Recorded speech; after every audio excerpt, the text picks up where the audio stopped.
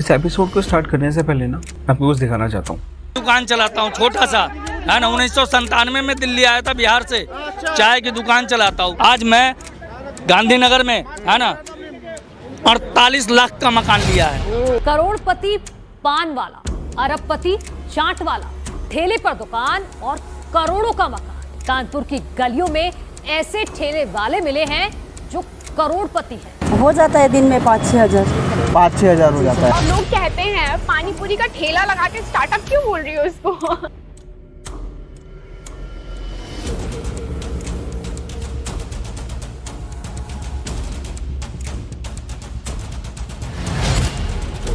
तो एक कहानी है करोल बाग की, वहाँ की कहानी है। चाट भल्ले पापड़ी की शॉप थी उनकी। इनकम टैक्स वालों की नज़र पड़ी तो वो एज अ सिविल में ही आए और ऑब्जर्व किया कि सच में ऐसा है या नहीं है। तो उन्होंने देखा कि हाँ इतनी भीड़ लग रही है, रोज इतने इतने प्लेट्स बिक रहे हैं। अब डायरेक्ट उनसे जाके तो बोल नहीं सकते कि भाई कितना बेचते हो बताओ, या फिर आपके पास कितना पैसा है। तो पहले ऑब्जर्वेशन की एक्चुअल में कितना बिकता है। वो उसके चले जाने के बाद जो उसका डस्टबिन जहाँ पे डंप होता था ना, वहाँ पे वो ऑफिसर्स काउंट करते थे प्लेट्स कि आज कितने प्लेट्स डंप हुए, कितने पत्तल गिन रहे हैं वो। 2 महीना ऑब्जर्व करने के बाद फिर उन्होंने रेड करी उनके घर। लिटरली सोने का पूरा डबल बेड मिला था मेरे को, पूरा बिल्ड विद गोल्ड। एक सिविल लाइन में फतेह की कचौड़ी वाला है, वो सेंट जेवियर स्कूल के बाहर लगा था। वो कचौड़ी वाला 2 बजे आता है, 5 बजे चले जाता है। 3 घंटे उस 35 रुपए की कचौड़ी खाने के लिए रोल्स रॉयल्स खड़ी होती है। मेन अगर कोई बंदा ऑफिस में जाता है, एमएनसी में काम करता है, उसके लिए बहुत हेजिटेशन है कि माँ यार कल मैं रोड पे खड़ा हूँगा सामान बेचने के लिए।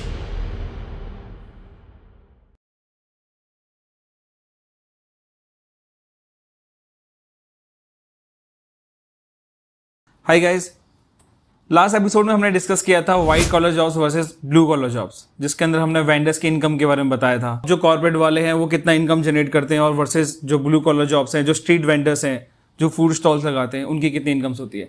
हम और अनिकेत एक बार डिस्कस कर रहे थे बहुत सारी बातें, जहाँ पे अनिकेत ने मुझे 1-2 स्टोरी सुनाई जो मुझे बड़ी इंटरेस्टिंग लगी, जहाँ पे इसने ऐसे कुछ फैक्ट्स मुझे बताए जो मेरे लिए बहुत सरप्राइजिंग थे। जैसे कि उनकी कितनी एक इनकम है और वो हमें लगता नहीं, अनएक्सपेक्टेड इनकम है उनकी। तो अनिकेत के पास बहुत सारी स्टोरीज हैं जो वो डिस्कस भी करना चाहेंगे। प्लीज़ अनिकेत बताओ ना। तुम अभी बात कर रहे थे कि इनकम के बारे में कि कितना इनकम होता है, हम उम्मीद नहीं कर सकते कितना। तुम सच में उम्मीद नहीं कर सकते हो कि कितनी इनकम है उनकी। हाँ। तो मैं आपको एक छोटा सा किस्सा बताता हूँ। पापा ने बताया था मेरे को, बहुत पुरानी कहानी है। ठीक है। मतलब उनका फैमिली बिल्कुल चेन था, जनरेशन बिजनेस था। पहले दादा संभालते थे, फिर बेटों ने टेक ओवर करा, अभी उनके बेटे चला रहे हैं। तो एक कहानी है करोल बाग की। वो चाट, हाँ दिल्ली की कहानी है, ओल्ड दिल्ली के आसपास का एरिया करोल बाग, वहाँ की कहानी है। चाट भल्ले पापड़ी की शॉप थी उनकी। ओके। तो भाई अब पुरानी दुकान है, सब लोग वहाँ पे बिजनेसमैन आते हैं, लाला टाइप लोग आते हैं, तो मतलब अच्छी खासी भीड़ होती थी दुकान पे। ठीक है। तो अब वहाँ टैक्सेशन कुछ ऑनलाइन पेमेंट होती नहीं थी। पुरानी बात है, ऑनलाइन पेमेंट्स के मेथड्स आए नहीं थे, तो सब कुछ कैश में काम चल रहा है। अब उनको जब पता है कैश आ रहा है जा रहा है, कभी किसी ने कुछ बोला नहीं तो उन्होंने ध्यान नहीं दिया टैक्सेशन पे और उस पे। तो फिर इनकम टैक्स वालों की नज़र पड़ी। मतलब ऑब्वियसली इनकी नज़र डायरेक्टली नहीं पड़ती, कहीं से सोर्स आता है, देन उसके बाद ही पता लगता है। सोर्स बहुत जगह होता है। तो सोर्स आया उनके पास, तो वो एज अ सिविल में ही आए और ऑब्जर्व किया कि सच में ऐसा है या नहीं है। तो उन्होंने देखा कि हाँ इतनी भीड़ लग रही है, रोज इतने इतने प्लेट्स बिक रहे हैं। नजर थी। अब डायरेक्ट उनसे जाके तो बोल नहीं सकते कि भाई कितना बेचते हो बताओ, या फिर आपके पास कितना पैसा है। तो पहले ऑब्जर्वेशन की एक्चुअल में कितना बिकता है। तो उनका कैलकुलेशन का मेथड बहुत बढ़िया लगा मेरे को। ठीक है। वो उसके चले जाने के बाद जो उसका डस्टबिन जहाँ पे डंप होता था ना, वहाँ पे वो ऑफिसर्स काउंट करते थे प्लेट्स कि आज कितने प्लेट्स डंप हुए, कितने। पैकिंग छोड़ दो आप, पैक हो गए हैं वो अलग बात है, जो पत्तल गिन रहे हैं वो। फिर उन्होंने हिसाब लगाया, ये तो मतलब ऑब्वियसली उनका टिकट साइज उनको पता है और रोज इतना बिक रहा है, तो एवरेज आउट लगाए तो बहुत पैसा है। ठीक है। तो 2 महीना ऑब्जर्व करने के बाद फिर उन्होंने रेड करी उनके घर पे। मोटा क्या फिगर रहा होगा, तुम बिलीव नहीं कर सकते क्या फिगर रहा होगा। फिर भी सुनने में मतलब एक्चुअल में उस टाइम पे मुझे मनी का तो नहीं पता, बट इतना था, कैश तो ऑब्वियसली होगा। लिटरली सोने का पूरा डबल बेड मिला था मेरे पे, पूरा बिल्ड विद गोल्ड। ऐसा नहीं कि भरा हुआ, पूरा बेड ही बना हुआ है सोने का। तो भाई बहुत क्रेजी इनकम है। मतलब ऑब्वियसली खाने का बिजनेस ऐसा है, वेंडर्स उसमें अगर आपने टेस्ट डिलीवर कर दिया और लोगों के टेस्ट बर्ड को हिट कर लिया आपने, then there is no break. Delhi की बहुत सारी कहानियां हैं। मैंने मतलब दिल्ली में लोग विजिट करने आते हैं, इवन तो विराट कोहली ने एक बार कहा था कि अगर मैं किस दिन चीट डे मनाऊंगा तो मैं कहाँ के छोले भटूरे खाऊंगा। वो दिल्ली की कोई जगह थी, मुझे नाम याद नहीं आ रहा। रजौरी गार्डन में राम के छोले भटूरे 110%। दिल्ली है। पर दिल्ली के अंदर खाना जो लोकल स्ट्रीट फूड है ना, वो बहुत अलग लेवल पे फेमस है। और somehow हमें पता भी नहीं है कि वहाँ पे उस छोटी सी दुकान, उस ठेले से वो कितना पैसा जनरेट कर रहे हैं। exactly. हमें लगता है कि क्या ही कर रहे होंगे उनके आउटफिट को देखते हुए, लेकिन लिटरली बहुत पैसा कमा रहे हैं। तो मैं आपको और एक चीज़ बताता हूँ, और एक स्टोरी है। मतलब ये हम बात कर रहे थे अभी, जो कि बहुत सालों से चल रहा है बिजनेस, पुराना बिजनेस, बहुत पुराना बिजनेस है। ये तो अभी की स्टोरी है। ठीक है। तो बेसिकली बिहार से एक लड़का आया था हमारे वहाँ पे, तो वो IAS की तैयारी करने के लिए आया था मुखर्जी नगर में। ग्रेट। तो अब कोचिंग उसने 2 बार पेपर्स दिए, उसका अटेम्प्ट क्लियर नहीं हुआ। तो फिर उसने क्या करा कि अब चलो ठीक है, अब पढ़ते भी रहते हैं, क्योंकि अब तो मैंने पढ़ लिया, अब तो बस मुझे रिवीजन करना और पेपर देना है। तो मैं जानता हूँ इस बंदे को, पर्सनली जानता हूँ, नीरज नाम है उसका। तो उसने एक चाप का स्टॉल खोला। ओके। चाप का कॉर्नर खोला था। पहले चाप मतलब हमारे एरिया तक आई नहीं थी पूरी। ठीक है, ठीक है। तो धीरे धीरे जब चाप उसने लगाया 2 4 6 महीने, तो क्योंकि इंट्रोड्यूस नया नया हुआ था, बट जब लोगों को ने हिट कर लिया वो टेस्ट, ठीक है, जब उसने वो टेस्ट डिलीवर कर दिया, लोगों को समझ में आने लगा, ठीक है भाई, उसके बाद भीड़, ऐसी भीड़, तुम मतलब शाम होते ही 5 बजे से वो देना शुरू करता है, 10 बजे तक रैप अप। और उसका 5 घंटे की जॉब। हाँ, आप बिलीव नहीं करोगे, उनका रोज का रेवेन्यू जो है, मतलब जो डेली इन कैश रेवेन्यू है, वो 60-70 हज़ार रुपए। ग्रेट। इतनी मंथली सैलरी है लोगों की। हाँ, एग्जैक्टली। और वो डे में इतना बना रहे हैं, उसके बाद वो खुद उसने बोला है कि मेरा 60 to 65% प्रॉफिट है, नेट प्रॉफिट। मतलब, और ऑब्वियसली जो बोल रहा है, अब हम क्या पता छोड़ रहा हूँ, बट हमने खुद एक्सपीरियंस करा है। 5 साल हुए उसको टोटल। वो 6-7 प्रॉपर्टी ले चुका है। और कुछ टाइम पहले देख रहा था BMW में घूम रहा था अपनी गर्लफ्रेंड के साथ। सोचो, चाप वाला कौन बिलीव करेगा कि चाप बेचता है वो शाम को। नहीं, एक्चुअली इसकी 2 साइड स्टोरी है। वो साइड स्टोरी जो है, जो हम देखते हैं कि इस पे इतना पैसा हो सकती है, वो फ्रंट एंड स्टोरी है। एक बैक एंड स्टोरी भी तो है, हाँ, मतलब वही स्ट्रगल वाला पॉइंट है। हाँ, कि मतलब ऑब्वियसली वो पढ़ने आया है, वो घर से खर्चा ले रहा है, उसमें उसने बचाया या लोन लिया, व्हाटएवर। वो रिस्क कैपिटल हर किसी का होता भी नहीं है। एग्जैक्टली। अगर वो रिस्क नहीं लेता तो यहाँ तक नहीं पहुंचता। तो ऑब्वियसली कोई भी बिजनेस है, सारे बिजनेस की बात है, वेंडर वाली नहीं है, सारे बिजनेस आपको रिस्क तो लेना पड़ेगा, छोटा बड़ा हो, आपके हिसाब से होता है छोटा बड़ा। दिस इज क्वाइट इंटरेस्टिंग कि डेली का 60-70 हज़ार रुपये बना रहा है। Exactly. Oh great. Revenue generate कर रहा है, वही मैंने प्रॉफिट बताया। आप देख लो कितना कमा रहा है वो दिन का, क्यों नहीं खरीदेगा? व्हाट डू यू थिंक कि हमें भी करना चाहिए स्टार्ट? बिल्कुल करना चाहिए। अगर आप स्ट्रीट फूड तो अच्छा टॉपिक है। हाँ, अगर आप मतलब लोगों के टेस्ट बर्ड को जानते हो ना, कि भाई मेरा ये एरिया या जॉनरा है, ये दिल्ली है, उसके टेस्ट बर्ड को आप पहचानते हो, तो बेचो ना, कौन रोक रहा है आपको? एग्जैक्टली। एक ना बहुत अच्छा सा एग्जांपल है अभी रिसेंट का, हमारे ऑफिस के पास में एक मोमोज वाला है। मतलब वो चीज़ हमें सुनने में आई लोगों से, फिर हमने 1-2 बार खुद भी एड्रेस किया। तो जो कैमरे के पीछे बंदा बैठा है, जो है ये, हम मोमोज खाने गए थे, तो वहाँ पे उस बंदे ने टेबल के ऊपर फूल डाल रखे थे, गुलाब के फूल रहे होंगे आई गेस, गुलाब के फूल डाल रखे थे। तो हमने 1-2 बार जाके ऐसे देखा कि भाई ये क्या अलग चीज़ हो रखी है। फिर हमने ऑफिस में 2-3 लड़कियों से सुना कि भाई एक ऐसा मोमोज वाला है, वो गुलाब के फूल बिछा के रखता है, और उसके अलावा वो वेलकम वाला उसका पॉइंट ऑफ व्यू था, लेकिन उसके अलावा उसका फूड का टेस्ट भी बहुत अच्छा था जो मोमोज वो डिलीवर कर रहा था। और हमने रिसेंटली उससे पूछा, उसने 2-3 महीने लगाए हुए थे उसको करते हुए, और वो किसी अच्छी कंपनी में शेफ था, जहाँ उसकी सैलरी शायद 20-30 हज़ार रुपये के आसपास थी, और वो प्रोफेशनल था दिखने में। तो बस उसने स्टॉल लगाया, उसने मुझे बताया कि भैया 3 महीने के अंदर मैं इतना एक्सपेक्ट कर रहा हूँ कि मैं अपनी महीने की सैलरी जो मैं उठा रहा था उसका 3 गुना कमा रहा हूँ इस टाइम पे, विदिन 3 मंथ्स। ठीक है। और सरप्राइजिंगली 3 ही महीना हुआ उसने एक नया स्टॉल भी खोल लिया। ठीक है। तो मतलब उसको बिजनेस सेंस समझ में भी आ रहा है, क्योंकि वो थोड़ा सा पढ़ा लिखा भी है। तो उसने खुद स्टार्ट किया, फिर एक बंदा रखा और उसको आगे कर दिया। अब वो मंथली आई गेस लाख-1.25 लाख रुपए कमा रहा है। ठीक है। मोमोज है सिर्फ, मैंने, हाँ, और सिर्फ मोमोज है। मतलब उसके मोमोज के फ्लेवर्स अलग अलग है, वो मतलब सॉस के साथ बनाता है, थोड़ा एक्सपेरिमेंटल रहते हैं, क्योंकि वो एक्चुअली शेफ है। दूसरी एक अच्छी बात जो लगती है ना, उसने बताया कि जब मैंने उससे पूछा भी था ना कि सबसे पहला रीजन क्या है कि जो आपको प्रॉब्लम आई बिजनेस के अंदर, तो 2-3 दिन शर्म आई थी, पर उसके बाद जैसे जेब में पैसा आया ना मेरी शर्म सब चली गई। हाँ, एग्जैक्टली। तो वो बात बहुत अच्छी लगी मुझे उसकी। तो होपफुली हम भी एक दिन बिजनेस खोलेंगे। हाँ, इससे फूड वाला खासकर। इससे रिलेटेड और एक है मेरे पास स्टोरी, ये अभी की है, लॉकडाउन में क्या हुआ, वो गफार में काम करते थे। ठीक है। मतलब ज़्यादा हाई पेइंग जॉब नहीं थी, वही 20-25 हज़ार रही होगी। ठीक है। तो उन्होंने लॉकडाउन लगा, उनकी जॉब चली गई, सारे मार्केट बंद थे। ठीक है। तो उन्होंने घर पे खाना बनाने का शौक था, तो चिकन उन्होंने अलग अलग स्टाइल से बनाना शुरू कर दिया। ओके। हाँ, तो खाया, फिर दोस्त आए, दोस्तों को खिलाया, फिर आसपास पड़ोसी में पार्सल करा, वो भाई सब पॉजिटिव रिजल्ट आए। तो उन्होंने कहा अब तो नौकरी है नहीं, डाल देते यार। जैसे ही कोविड खत्म हुआ उन्होंने स्टॉल डाला और भाई साहब क्या बूम पे इस टाइम पे। उनका भी मतलब अभी कहाँ पे लोकेशन कहाँ पे? हमारे वहीं पे साउथ नॉर्थ दिल्ली में, बराड़ी साइड। ठीक है। तो बढ़िया, उनका भी चिकन बेचते हैं वो भी, मतलब नॉर्मल जितने चिकन के तंदूरी ये सब चीज़ें हैं। तो उन्होंने स्टार्ट करा पहले छोटे से काउंटर से, क्योंकि उनको भी नहीं पता था, सब कुछ एक्सपेरिमेंटल था। छोटे से काउंटर से खड़ा करा, प्राइम लोकेशन पे इतना बड़ा पूरा काउंटर लेके बैठे हैं करंट डेट में? हाँ, करंट डेट में। मैंने उनसे पूछा था कि मतलब आप शॉप क्यों नहीं ले लेते? कहता भाई शॉप में ये फील नहीं आएगी यार, जो लोग रेस्टोरेंट में जाते हैं वो फील, खाने का फील करते हैं, बट हम वो फील यहाँ दे रहे हैं। वो एक्सपीरियंस फील कर रहे हैं, तुम टेस्ट को फील करो, तुम एक्चुअल टेस्ट में फील करो। तो वो भी बहुत धांसू स्टोरी है। मतलब उन्होंने भी बढ़िया ग्रो करा, किराए के घर पे रहते थे, वो भी अपना ले लिया। ना जाने, हाँ, अभी तो हुआ है, 1.5-2 साल हुआ है उनको। हाँ एग्जैक्टली, ना जाने कि रोड पे जो बिकने वाली बिरयानी उसका स्वाद ज्यादा आता है। हाँ एग्जैक्टली, छोले कुलचों का स्वाद ज्यादा आता है। नहीं है कि अच्छी बात है। तो सबसे मेन पॉइंट ये है कि आपका जो जॉब का टाइम है ना, मतलब वो भी ऑब्वियसली आपका काम है, जॉब का टाइम बहुत शॉर्ट है, 5-6-7 घंटे। पर रेस्टोरेंट वाला जो पॉइंट है उसमें आपको सुबह से शाम तक खोल के रखना पड़ेगा, ताकि आप चाहे आपका रोटेशन चल रहा हो शिफ्ट में, बट आपका रेस्टोरेंट ऑपरेशनल है। बट ये लोग ऑपरेशनल 5-6 घंटे के लिए सिर्फ, है ना। तो जिसका जोन इतना है और उसको पैसा मिल रहा है तो वो क्यों नहीं करेगा। मैं आपको और एक शॉर्ट टाइम पे और एक चीज़ याद आ रही है मेरे को, और एक बताता हूँ। एक सिविल लाइन्स में फतेह की कचौड़ी वाला है, वो सेंट जेवियर स्कूल के बाहर लगाता है। ओके। वो कचौड़ी वाला 2 बजे आता है, 5 बजे चले जाता है। 3 घंटे 3 घंटे, सिर्फ 3 घंटे। और कितनी प्लेट्स निकालता होगा? Plates, you won't believe, plates छोड़ दो आप, उस 35 रुपए की कचौड़ी खाने के लिए रोल्स रॉयल्स खड़ी होती है।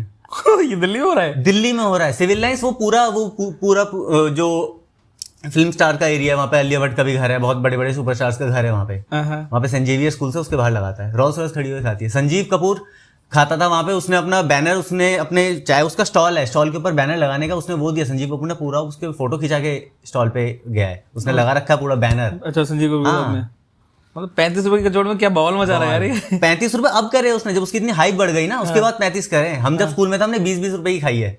ग्रेट ग्रेट ग्रेट, ये अच्छा है, बहुत तगड़ा बिजनेस है ये। अगर आपको शर्म नहीं आती तो, क्योंकि मैं बहुत जनों को देखता हूँ जो भी डिस्कस करता है, यार मैं नहीं बैठूंगा यार, मैं खोल देता हूँ, पर यार मैं चलवा किसी और का रख लूंगा। हाँ, किसी और का रख लूंगा, कोई चला लेगा। मगर नहीं भाई, ऐसा नहीं कर पाएगा तू। अगर तेरे को प्यार ही नहीं है, तू तो फिर एक इनकम सोर्स बढ़ा रहा है बस, तू उसको बूम पे नहीं ले जा पाएगा। बिजनेस में झाड़ू नहीं मार पाए तो फिर उसमें क्या ही सपोर्ट किया आपने? अपनी दुकान खोल के जब तक झाड़ू नहीं मार पाए तो। सही बात है। एक वो भी तो था, ग्रेड वाला कुछ टॉपिक भी तो था, जो रेड पड़ी थी किसी टैक्स ऑफिसर की। हाँ, वो एक अलीगढ़ की स्टोरी है, वो तो आया भी था न्यूज़ में, 2013 या 18 का है, मुझे ध्यान नहीं आ रहा। उसमें अलीगढ़ में कचौड़ी वाले के पास रेड पड़ी है, प्रॉपर रेड पड़ी थी, पर इतना रिवीलिंग था, 60-70 करोड़ रुपए मिले थे।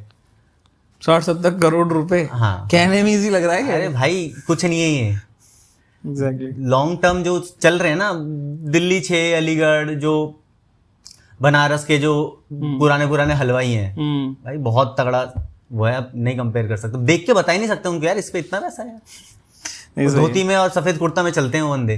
क्या करना है त्यागी, धोती कपड़ा पहन लें।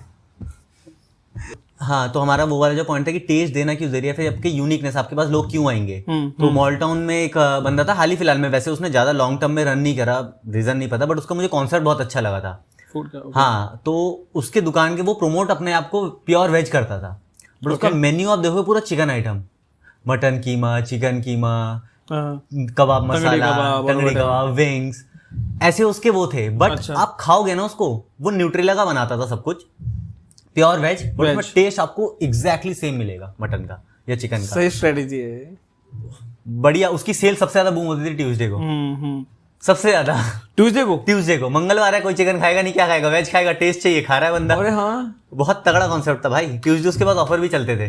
नहीं ये ना, ये है सही टेस्ट वाली बात भी। मैं पुरानी बात करता हूँ, मैं जब छोटा था तो आई गेस मैं पापा का स्कूटर लेके जाता था, तो मैं, मेरे एक दोस्त हुआ करता था, तो हमारे यहाँ फरीदाबाद में सेक्टर 16 पे एक बंदा था, वो लगाता था एक लोकेशन पे, सुबह सुबह ब्रेड ऑमलेट वाला कॉन्सेप्ट था, ठीक है, तो 24 घंटे चलता था वो, ब्रेड ऑमलेट और चाय।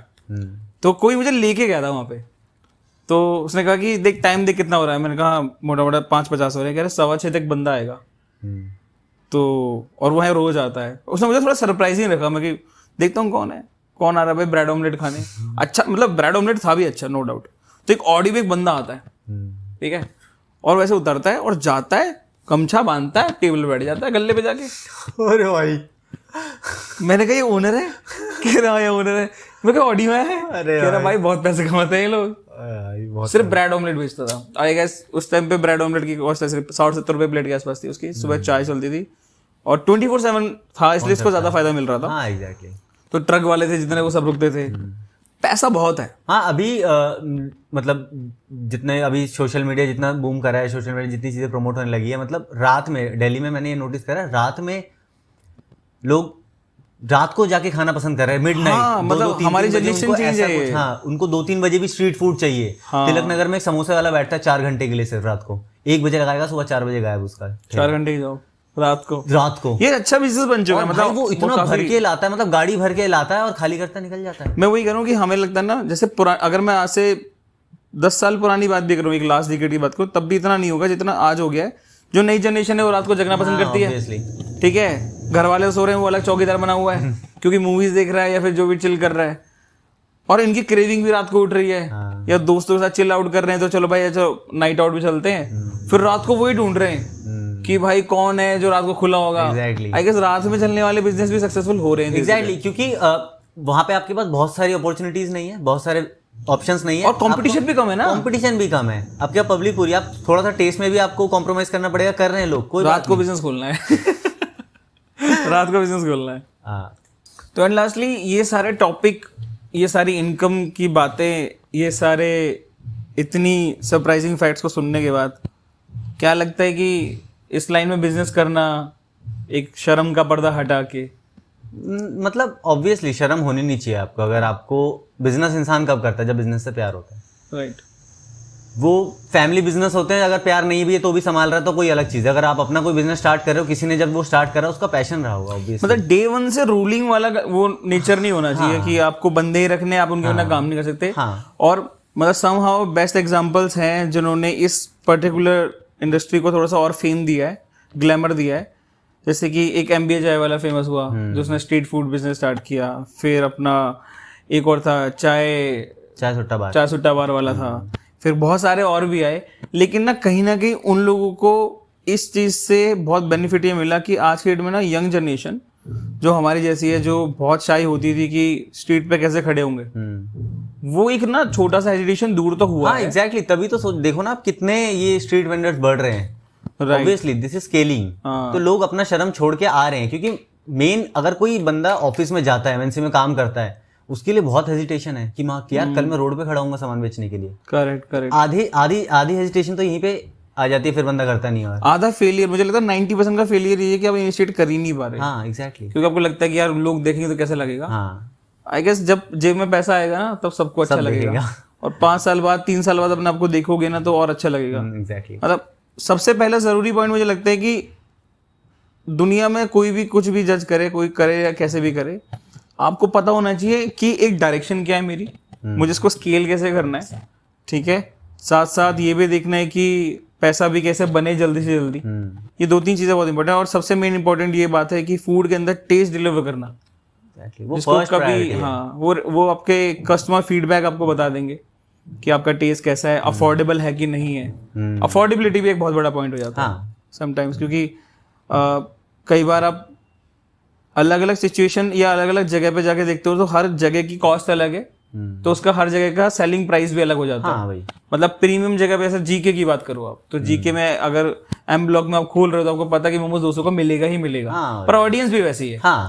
पर आपको पता है कि नहीं, मुझे तो वैसी जगह खोलना है जब मेट्रो के आसपास हो। आप वहां भी खोल सकते हो, वहां 80 रुपये प्राइस होगा।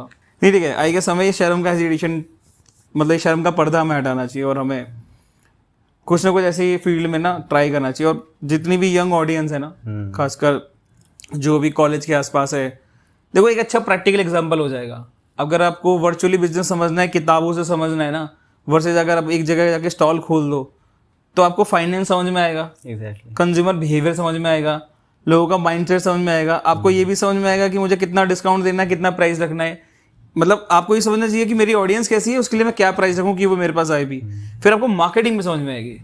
तो उस प्रैक्टिकल लाइफ को जी के ना, आप अगर कोई नया बड़ा बिजनेस भी खोलोगे ना, जिस एज में आप आ जाओगे कॉलेज के बाद, वहां पे आप अच्छा बिजनेस रन भी कर सकते हो। आपको हर एक चीज समझ में आएगी, मैं कितना का खरीद रहा हूँ, कितने का बहुत बेच शॉर्ट रहा टर्म अंडरस्टैंडिंग है, मतलब एक ही दिन में आपको तीनों चीजें समझ में आ जा रही है। हूँ। राइट। कंज्यूमर सिर्फ बिहेवियर बैलेंस शीट पढ़नी नहीं है, सिर्फ बैलेंस शीट पढ़नी नहीं है, उसको एक्चुअली प्रैक्टिकल लाइफ में एग्जीक्यूट भी करना है कि भाई मैं कितना कमा रहा हूँ, कितना बना रहा हूँ, कितना छाप रहा हूँ, मार्जिन क्या चीज होती है। जैसे 25-26 के बाद आप आओगे ना, आपको फिर बड़ा बिजनेस करने में भी मजा आएगा।